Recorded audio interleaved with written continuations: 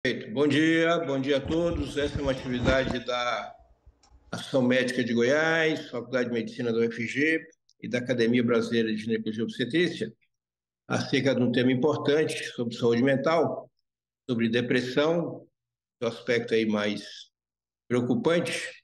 E hoje recebendo de forma especial o professor Antônio Egídio Nardi, que é professor da Faculdade de Medicina da UFRJ, que é membro titular da Academia Nacional de Medicina, médico psiquiatra e tem o dom da docência. Antônio Egídio, um prazer enorme estar com o senhor aqui mais uma vez, nas cidades de goianas e brasileiras. Fique à vontade, por favor. Bom dia a todos. Muito obrigado pelo convite, professor Valdemar. Agradeço ao senhor e a todos que estão colaborando, organizando esse evento.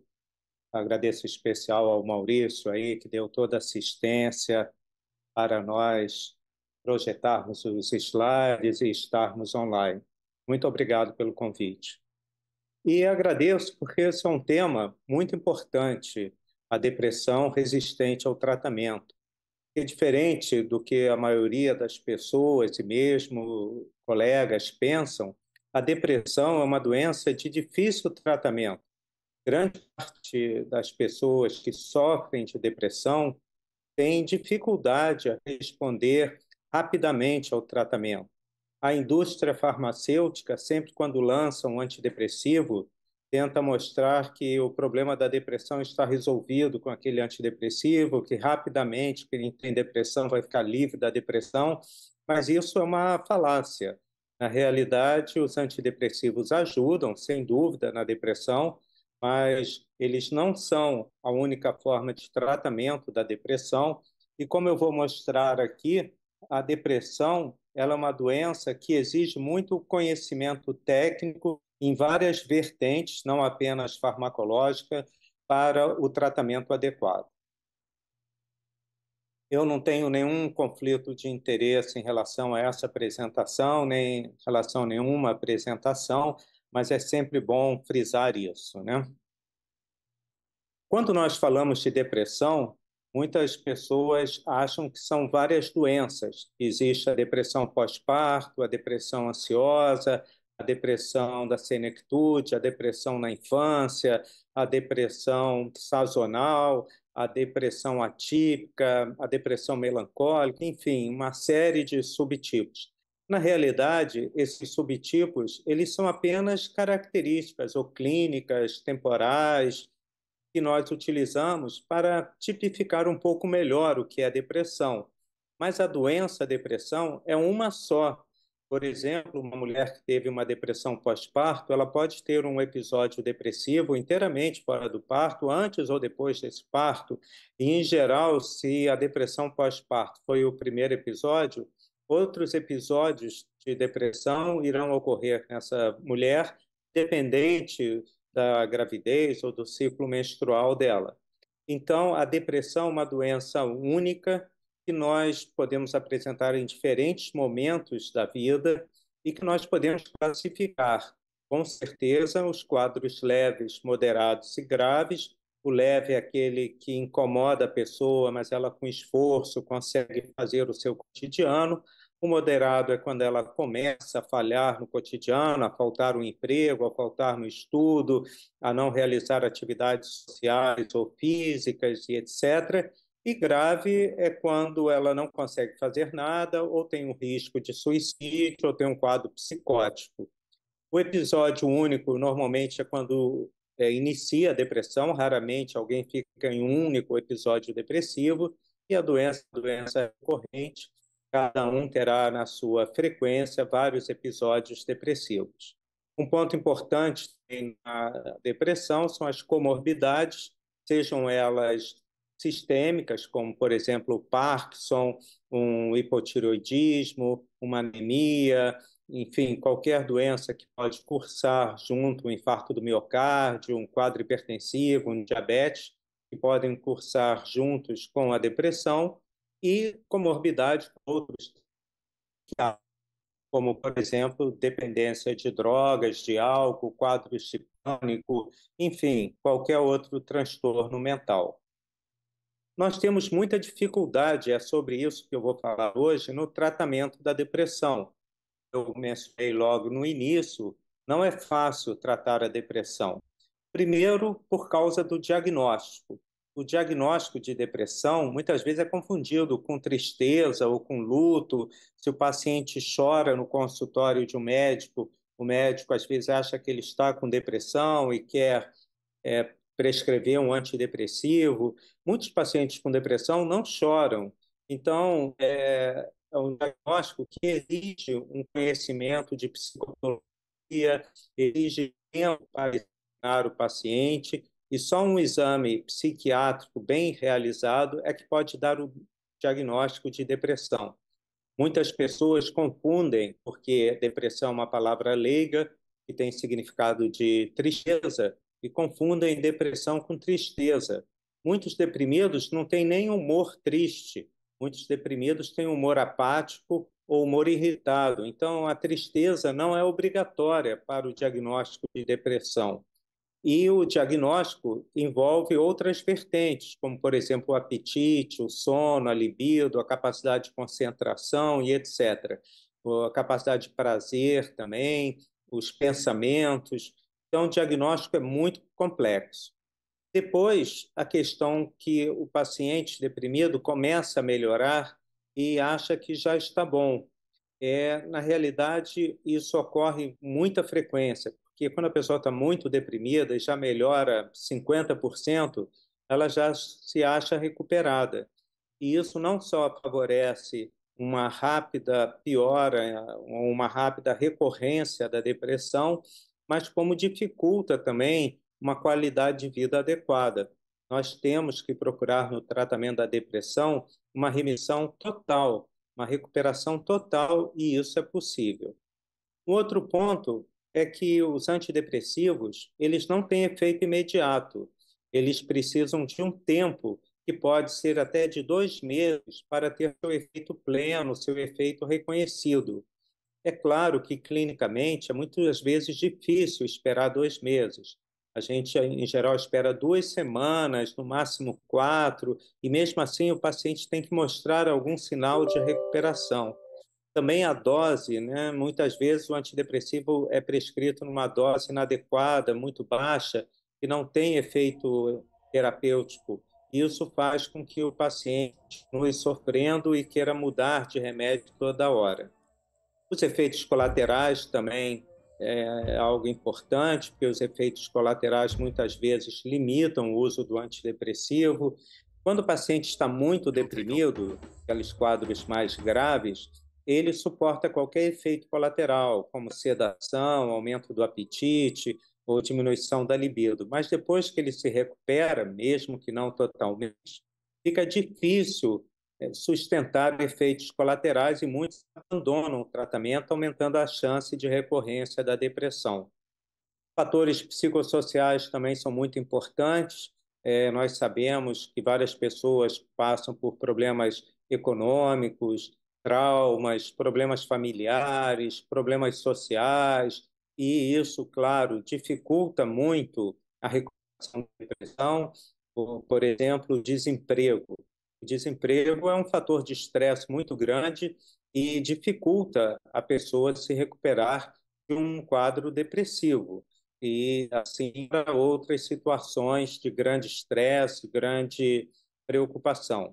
E também as questões em relação à comorbidade, que eu já mencionei no início. Se a pessoa tiver um alcoolismo associado, uma fobia social, um quadro de ansiedade generalizada, um diabetes, um lúpus, vai ser muito mais difícil uma recuperação da depressão.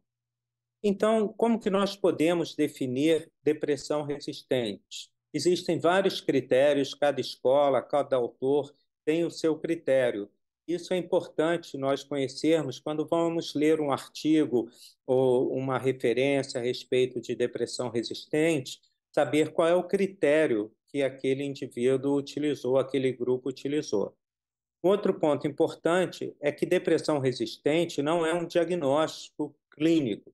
Depressão resistente é um momento clínico. Então, a depressão resistente hoje pode não ser resistente amanhã. O paciente responder ao tratamento e melhorar. É apenas um momento clínico de maior dificuldade de tratamento. E, em geral, a imipramina, sendo considerada assim um antidepressivo padrão, nós consideramos que quem não responde a uma dose equivalente de 250, 300 miligramas de imipramina, que é a dose máxima de imipramina, durante 2 meses, já tem um quadro de não resposta ao tratamento, um quadro de depressão resistente. Alguns grupos exigem até 2 ou mais antidepressivos no tempo adequado, na dose adequada, e alguns pedem até uma não resposta à eletroconvulsoterapia, que é o método eficaz do tratamento de depressão grave, o eletrochoque, que eu vou falar dele mais tarde. Então, nós não podemos confundir o que é resposta, que seria melhorar de um quadro depressivo, em geral, uma melhora de 50% a 75%, já seria considerado uma resposta, uma melhora significativa, do que nós devemos buscar, que é a remissão, o paciente voltar a funcionar e se sentir como antes da depressão. E, apesar de, como vocês veem nesse slide, é tudo muito associado a escalas, a escala de Hamilton para a depressão, na clínica nós não usamos escalas, nós usamos a anamnese, e a anamnese examinando o paciente, vendo o que falta para ele melhorar, o que ele já melhorou e o que nós podemos fazer para atingirmos a remissão. Existem vários critérios para depressão resistente. Existe esse critério categorial, que é muito utilizado. Eu trouxe aqui apenas para mostrar um critério categorial. São vários itens, né? Vai do 0, quando a pessoa é tratada inadequadamente para a depressão. Por exemplo, a pessoa está deprimida e vai tomar vitamina para melhorar da depressão. Se ela não tiver uma hipovitaminose, ela não vai ter nenhuma resposta favorável, não tem, é um tratamento considerado inadequado. E hoje existem muitos tratamentos inadequados no mercado, até fazendo marketing muito forte, e são tratamentos não reconhecidos cientificamente. E depois, a não resposta para um antidepressivo, a não resposta para 2. Agora, eu gostaria de chamar a atenção para os últimos estágios. Vocês podem ver a ausência de resposta a um tricíclico, a um antidepressivo tricíclico, a um antidepressivo inibidor da MAO, ou ausência de resposta à eletroconvulsoterapia bilateral. Esses métodos de tratamento, o antidepressivo tricíclico, o IMAL e a eletroconvulsoterapia bilateral, são os métodos mais eficazes para o tratamento da depressão resistente. E, por isso, eles estão ali nos estágios mais elevados, porque é algo realmente que, em geral, mostra que o paciente tem uma depressão resistente mais grave. Esse é um outro critério para a depressão resistente, um critério dimensional, se dá uma nota ao final, a nota vai dizer o quanto esse paciente está com uma dificuldade de resposta ao tratamento. Isso é muito importante,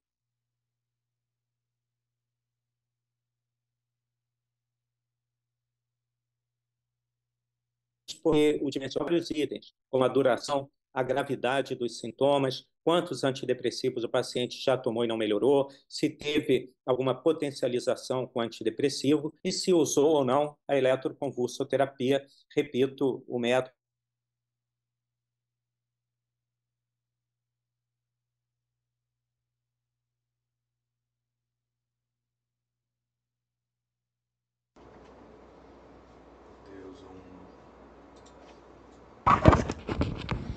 Eu acho que a internet do doutor está um ali de pouquinho... 2009, porque ele foi um estudo financiado pelo National Institute of Mental Health, que seria a Secretaria de Saúde Mental do Ministério da Saúde americano. Ele teve vários centros, 41 centros de pesquisa nos Estados Unidos participaram, com um total aproximado de 4.000 pacientes com depressão.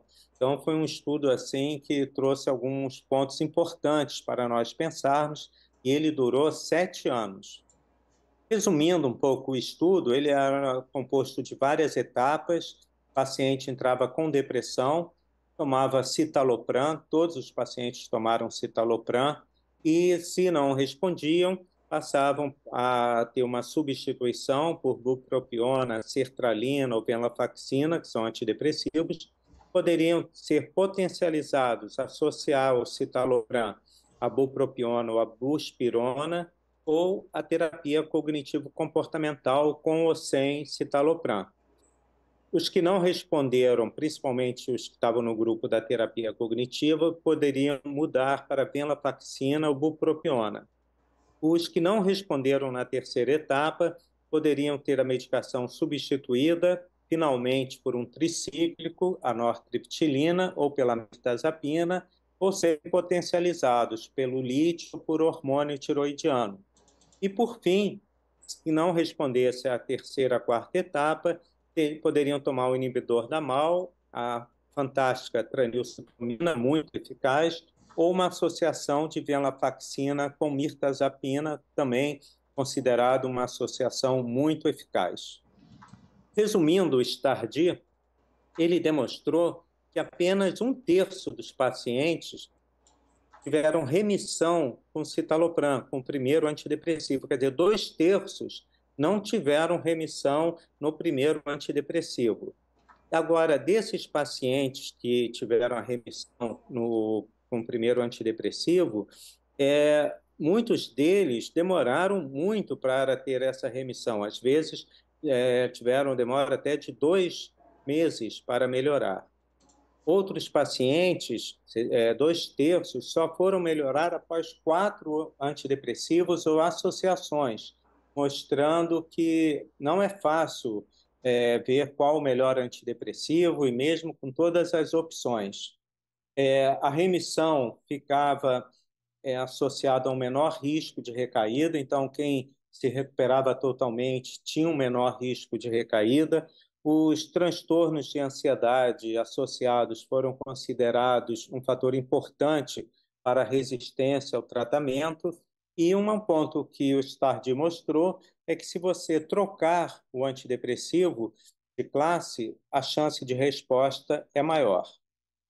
Então, os fatores associados clinicamente à resistência ao tratamento que o STAR-D mostrou foram a comorbidade, principalmente com transtorno de ansiedade e com transtorno de personalidade, pacientes com quadros graves que foram hospitalizados, pacientes que já tiveram muitos episódios anteriores, pacientes que tiveram seu primeiro episódio depressivo antes dos 18 anos de idade, pacientes com características melancólicas, que significa uma depressão mais grave, com insônia terminal, sem energia, com humor gravemente triste. Tudo isso, a perda do apetite, faz um quadro de melancolia.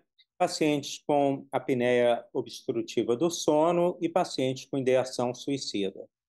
Então, nós temos 3 possibilidades. Quando o paciente não responde a um antidepressivo, nós podemos trocar, combinar com outro antidepressivo ou potencializar esse antidepressivo, associar aquele antidepressivo a um agente não antidepressivo, como, por exemplo, o hormônio tireoidiano ou o carbonato de lítio.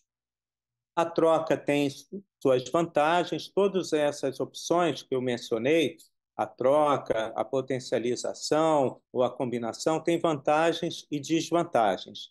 No caso da troca, nós podemos trocar por um mecanismo de ação diferente. Nós vamos tomar só um antidepressivo, então a chance de eventos adversos é menor do que se você associar 2 drogas, e assim como a questão da interação medicamentosa também, utilizando uma droga só. Aqui são estudos mostrando a importância, uma meta-análise, a importância da troca, mas foram estudos todos realizados com financiamento da indústria, mostrando que o inibidor seletivo da recaptação de serotonina teria que entrar no lugar de um antidepressivo tricíclico. Então, há um conflito de interesse nesses estudos, mas, de qualquer forma, a troca é uma opção clínica. Então, nós temos sempre que ter isso em mente.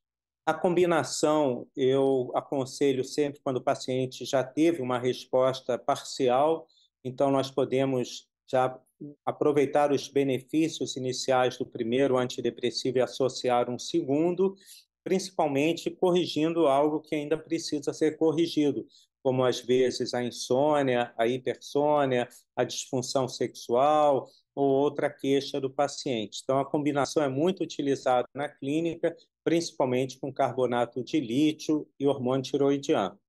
A potencialização, né, que usa-se o carbonato de lítio, o hormônio tiroidiano, ela beneficia porque ela potencializa o efeito do antidepressivo, diferente na combinação quando nós utilizamos dois antidepressivos. A potencialização, ela beneficia o efeito já alcançado por um antidepressivo.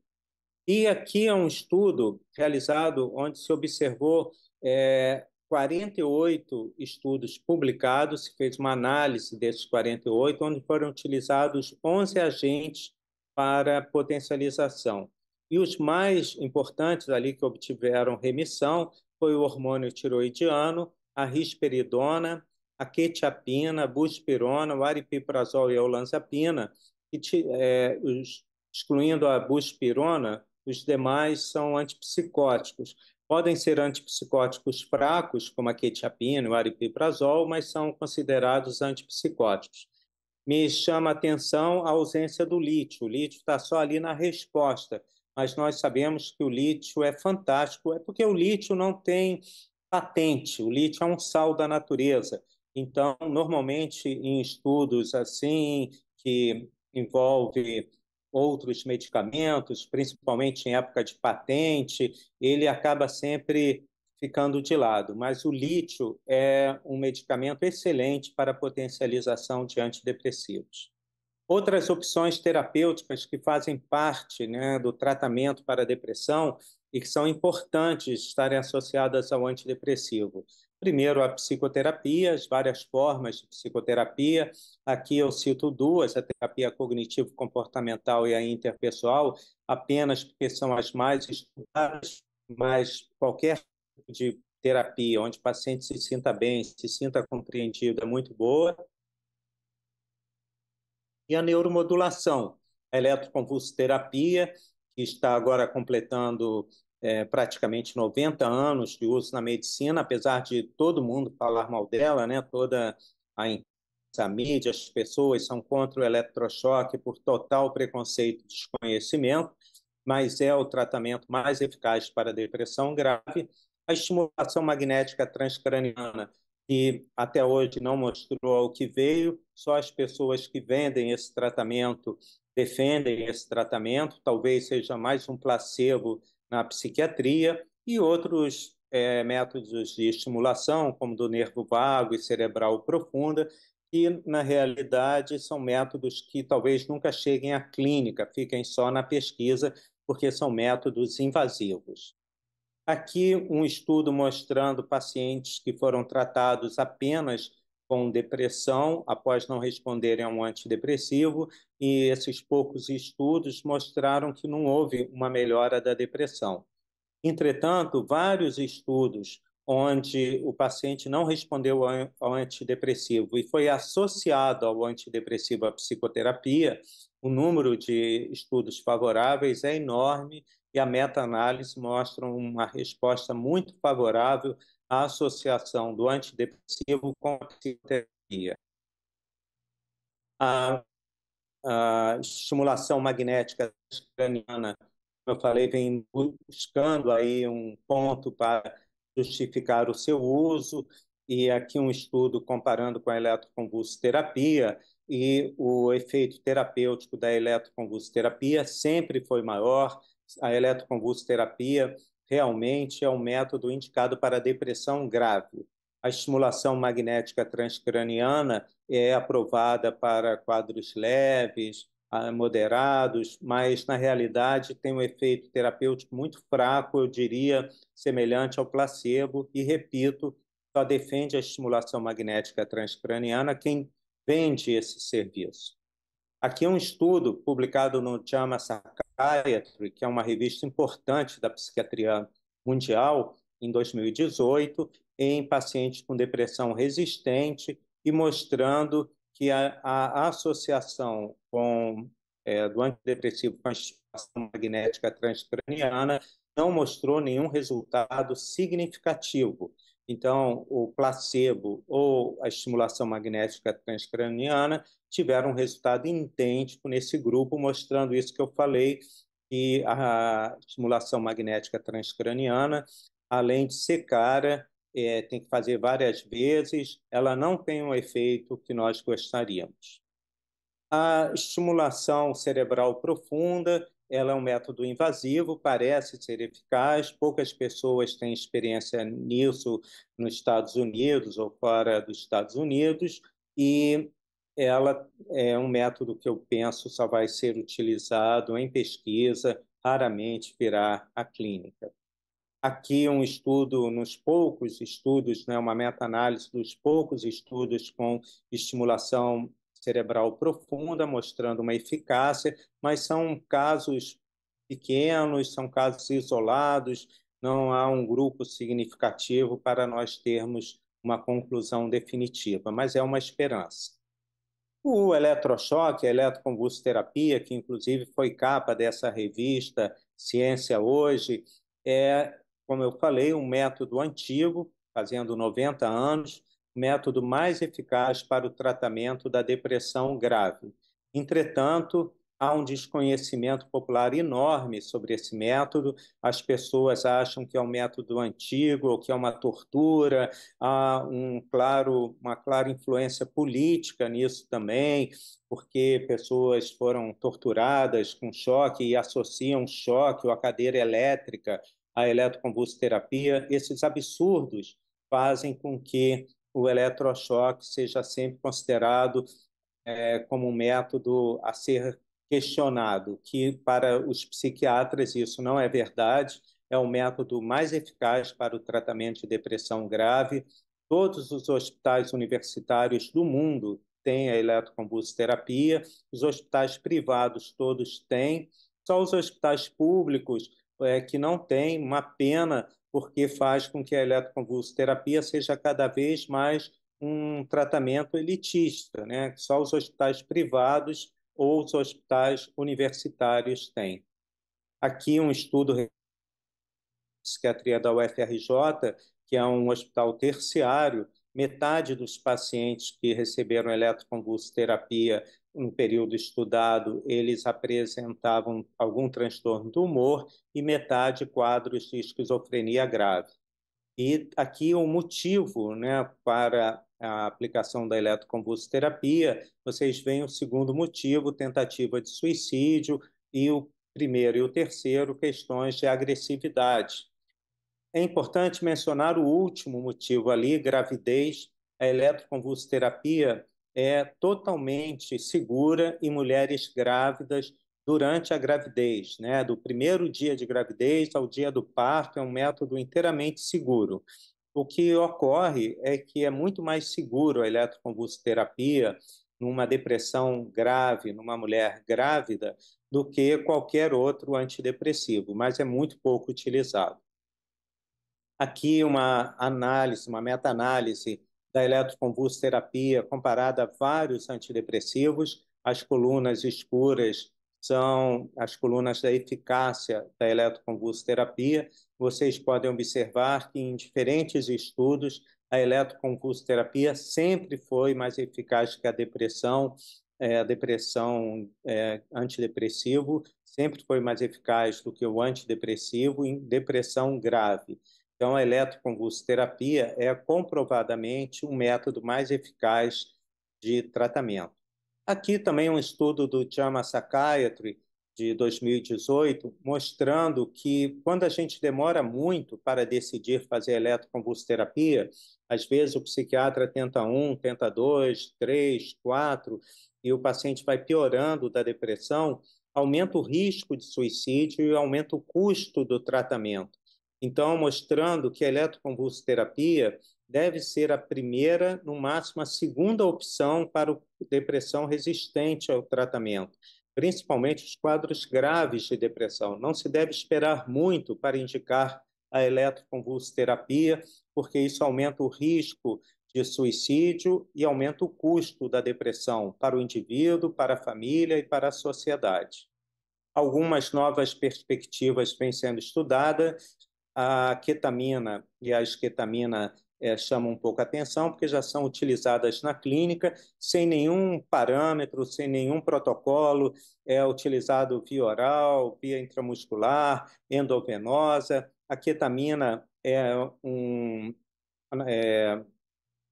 analgésico utilizado para anestesia, um anestésico utilizado hoje em dia só para anestesia veterinária, mas é uma droga de abuso, então tem que ser usado só em hospital, com orientação médica, e tem um efeito terapêutico, melhora o paciente rapidamente, ela atua através do glutamato, da dopamina, por isso, inclusive, dá um certo barato como droga de abuso, mas, por outro lado, o efeito também desaparece rapidamente.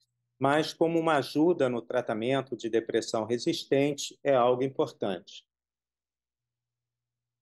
Existem vários estudos com diferentes protocolos, vocês veem aqui nesses pequenos estudos o uso intravenoso, intranasal, tem o uso intramuscular, até o uso oral existe descrito na literatura, mostrando que não há nenhum controle sobre isso.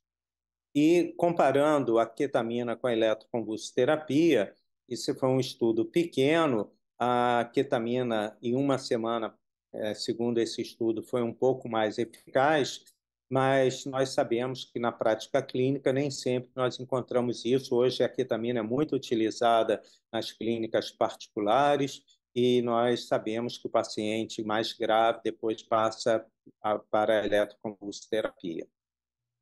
Aqui um estudo com ketamina oral também em depressão resistente. Vocês veem, o N, a amostra é sempre pequena e a resposta existe, mas não é uma resposta fantástica, maravilhosa, como ocorre com a eletroconvulsoterapia, mas é uma opção terapêutica, sem dúvida. Aqui também o uso em longo prazo da ketamina no tratamento da depressão resistente. É claro que ela tem um efeito, mas tem que realizar várias aplicações e o paciente tem que continuar tomando o antidepressivo oral, mostrando que a ketamina é uma opção, mas não é uma solução para as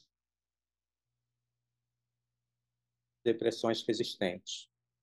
Hoje em dia, nós temos o S-enantiômero da ketamina, que é a esketamina, que tem patente, ela é utilizada via intranasal, parece ter uma eficácia muito boa, o uso dela. Nós, da UFRJ, participamos do estudo de registro da esketamina.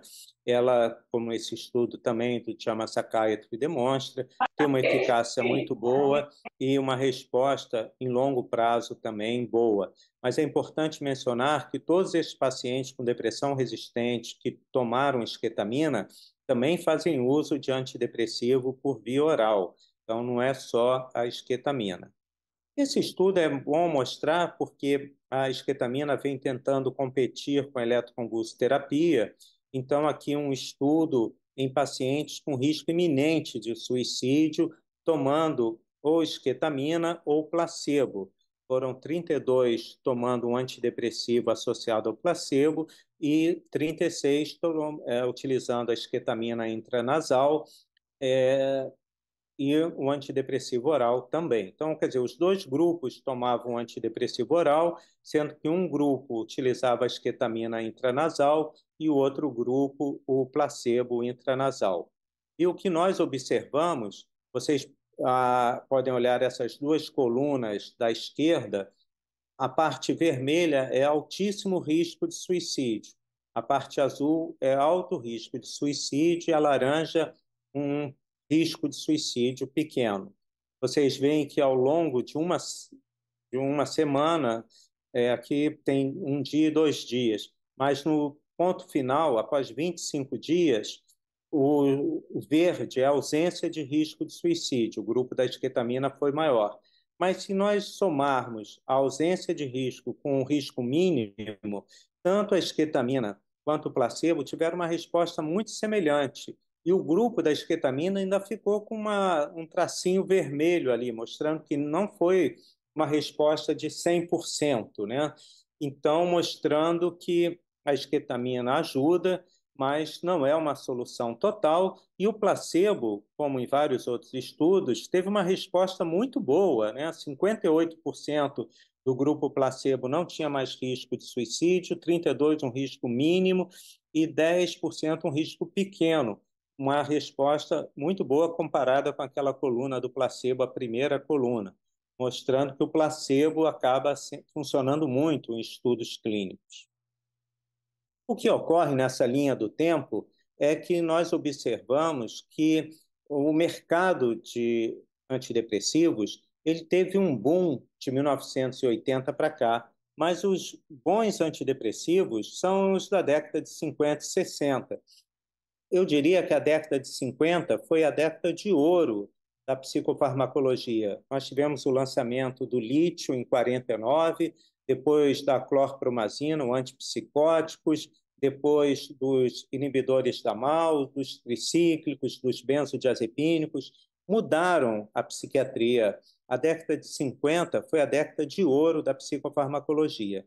Depois, com esse mercado de antidepressivos, e aqui eu tenho apenas listado alguns, tem vários antidepressivos que têm uma eficácia igual ao placebo, ou pior, antidepressivos sem eficácia nenhuma, antidepressivos que entraram no mercado apenas porque responderam às necessidades de registro da droga, como a nefazodona, a reboxetina, a tianeptina, minalciprano, e tantos outros aí que já saíram, alguns, muitos, já saíram do mercado porque não conseguiram emplacar o mercado. Ele é muito claro quanto o antidepressivo não funciona. E hoje em dia nós observamos isso com vários antidepressivos. Os melhores antidepressivos são os antidepressivos Imal, que da década de 50 no Brasil, no mercado, nós temos apenas a tranilcipromina, ou os tricíclicos, que nós temos no mercado a clomipramina, a nortriptilina, a mitriptilina e a imipramina, às vezes com dificuldade, mas ainda se encontra. O problema desses remédios mais antigos é que, como eles não têm patente, eles são muito baratos, os médicos recebem um marketing enorme dos remédios novos, como se fossem melhores, não são melhores, não têm a eficácia dos antigos e eles acabam sumindo do mercado. Recentemente, a tranilcipromina ameaçou sair do mercado. Nós, psiquiatras, as universidades, a Associação Brasileira de Psiquiatria, todos voltamos a pacientes, voltamos a pressionar o laboratório para a tranilcipromina se manter no mercado. Talvez ela seja o antidepressivo mais eficaz que nós temos hoje no mercado brasileiro. Nós fizemos até um editorial, eu, o presidente da Associação Brasileira de Psiquiatria, o Dr. Antônio Geraldo da Silva, o professor da USP, professor titular Valentim Gentil Filho, mostrando esse medo que nós temos, porque o lítio já ameaçou sair do mercado, porque é barato e não tem patente, os antipsicóticos mais antigos, a imipramina e muitas outras medicações eficazes, como a tranilcipromina. Esse foi um alerta que nós demos em 2020, é algo que nos preocupa. Da mesma forma, mostramos nessa carta publicada no British Medical Journal que os antidepressivos têm efeitos de abstinência. Os antidepressivos, quando são interrompidos abruptamente, eles podem levar a efeitos de abstinência graves. Nós notamos isso com a venlafaxina, notamos isso com o citalopram, notamos isso com praticamente paroxetina. Todos os antidepressivos apresentam efeitos de abstinência e isso deve ser um ponto de atenção dos médicos. Assim como uma atenção em relação ao uso do antidepressivo em pacientes bipolares. Tem pessoas, médicos, que são contra isso e é impossível tratar uma depressão grave sem o uso de antidepressivo. O que nós temos que fazer é tomar muita atenção ao utilizar o antidepressivo em pacientes bipolares, porque eles podem ter uma virada maníaca, mas o antidepressivo é muito importante no uso em bipolares. Em suma, o critério principal de escolha de um antidepressivo é a eficácia. A eficácia é fundamental para escolhermos um bom antidepressivo. Depois, o perfil de efeitos colaterais. Quem está doente quer ficar bom, então a eficácia é o mais importante.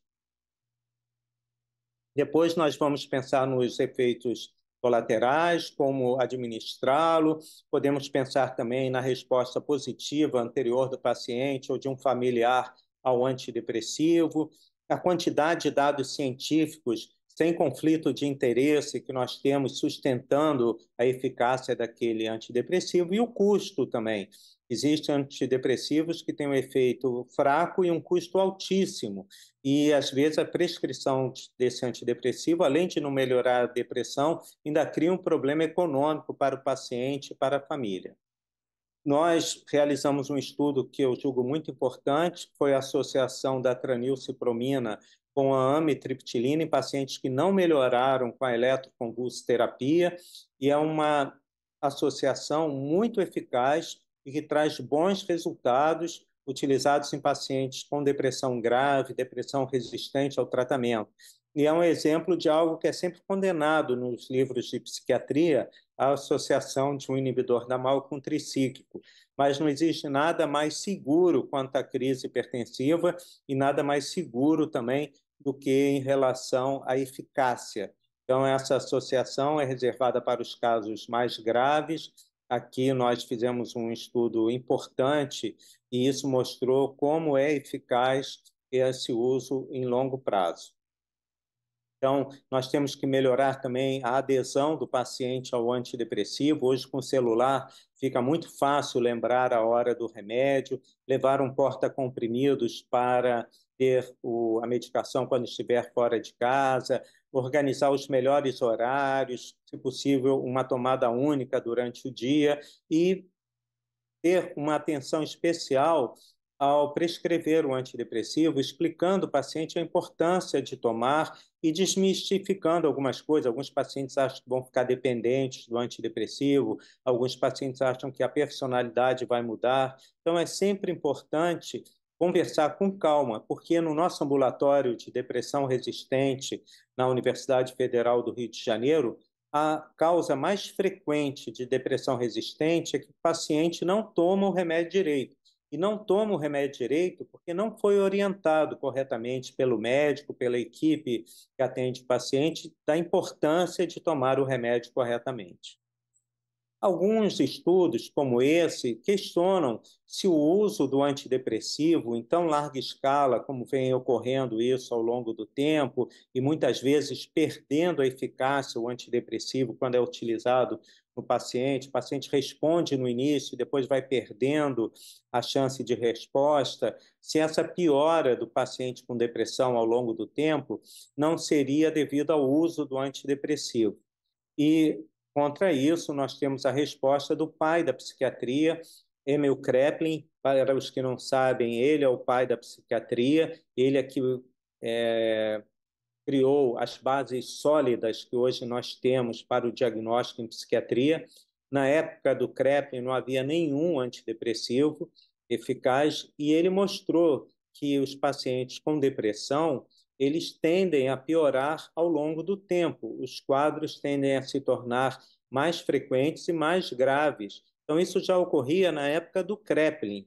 O antidepressivo ele é importante para evitar a recorrência, diminuir a chance desse prognóstico ruim, e isso não é causado pelo antidepressivo. Pelo contrário, o antidepressivo tende a atenuar isso.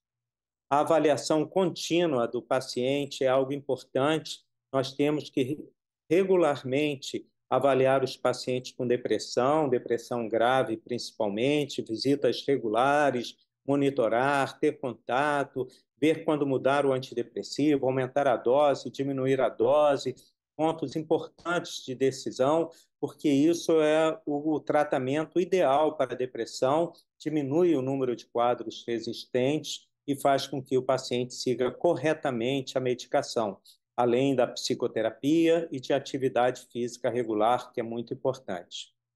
Obrigado a todos pela atenção. Isso é uma visão geral da depressão resistente ao tratamento. Vocês veem como é difícil tratar um quadro depressivo, quantas coisas, quantas variáveis, mas cada vez nós temos uma segurança maior do que é importante para o tratamento da depressão grave. Agradeço mais uma vez a todos, em especial ao professor Valdemar do Amaral. Muito obrigado pelo convite e foi um prazer estar aqui, Valdemar. Antônio Gildo, muito obrigado pela bela apresentação. Tem uma perguntinha que mandaram aqui acerca da depressão pós-parto, no aspecto clássico e também resistente, se a aplicação do eletrochoque, o senhor comentou muito bem, os bons resultados, se isso se aplica também na depressão pós-parto, já que o senhor disse que era possível fazer isso até durante a gravidez. Sim, a eletroconvulsoterapia ela é segura durante a gravidez e no pós-parto. Muitos antidepressivos passam para o leite materno e a mãe com depressão grave, ao tomar um antidepressivo, às vezes tem que parar de amamentar. Preocupada porque eu estou tomando antidepressivo. A eletroconvulsoterapia, além de ser muito eficaz no pós-parto, a mãe pode continuar amamentando. Então, não há nenhuma contraindicação em continuar amamentando. É não só indicado, mas é seguro no pós-parto, na depressão pós-parto. Então, a dificuldade do eletrochoque é muito mais cultural, por conta das propagandas negativas que aconteceram, do que do resultado, né? Exatamente. É claro que ocorreram abusos da eletroconvulsoterapia por psiquiatras e tudo. Há essa associação com cadeira elétrica, com tortura e etc. E há um desconhecimento, né? A eletroconvulsoterapia não tem patente, não dá dinheiro para ninguém. E isso faz com que ninguém se interesse muito por isso. E os hospitais públicos, eles acabam empurrando com a barriga essa questão de ter um tratamento melhor para os seus pacientes. Já os hospitais privados, psiquiátricos, todos têm eletroconvulsoterapia, mostrando que há um interesse, né, na eficácia, na boa resposta. E os hospitais universitários do mundo inteiro têm também eletroconvulsoterapia, mostrando o reconhecimento científico a ela. Tem vários trabalhos da eficácia dela, eu mostrei alguns. Então, é só uma questão de preconceito. Quando se quer falar mal de um hospital psiquiátrico, logo dizem aplica choques. Isso vai criando uma onda de desconhecimento, uma associação à tortura e aumentando a distância do conhecimento científico do conhecimento leigo. Qualquer pessoa que nunca viu uma aula de psiquiatria, nunca viu alguém com depressão, nunca nada em psiquiatria, é contra a eletroconvulsoterapia, mostrando que o preconceito que vem do desconhecimento, qualquer preconceito vem do desconhecimento, é muito forte quando não há um marketing poderoso atrás. Tem uma pergunta aí no chat, se a eletroconvulsoterapia tem remuneração pelo SUS? É uma ótima pergunta, porque não tem, o SUS não paga a eletroconvulsoterapia. Por exemplo, aqui onde eu trabalho, no Instituto de Psiquiatria da UFRJ, onde existe um grupo que aplica eletroconvulsoterapia desde 1946, quer dizer, bastante tempo, não recebe R$ 1 do SUS pela aplicação. E olha que tem anestesista, enfermagem, psiquiatra, tem todo um sistema, uma aparelhagem moderna, e o SUS não paga R$ 1 por questões inteiramente políticas, né, ideológicas, o que seja. É uma pena a psiquiatria sofrer ainda com esse preconceito. Ok, professor Antônio Egídio. Já estamos a quase uma hora da live, tamanha importância do tema e também a importância e a capacidade do seu espírito de docente que o senhor tem e faz uso muito bem, né? Eu digo que a docência é um espírito nato. As pessoas nascem docentes. E a vida só pode lapidar ou não essa tática, essa tendência, né? Portanto, parabenizá-lo pelo espírito da docência, que lhe é nato e bem lapidado. E mais uma vez pela sua participação e pelo aprendizado todo que passamos aqui hoje. Esse material fica aí como arquivo do nosso acervo aqui da Sessão Médica, da Faculdade de Medicina, para que possa ser acessado e as pessoas aprendam com isso. Né? Muito obrigado. Obrigado pelo convite, obrigado a todos. Um forte abraço, Rodrigo. Forte abraço, bom domingo a todos vocês. Todos. Bom domingo a Tchau. todos.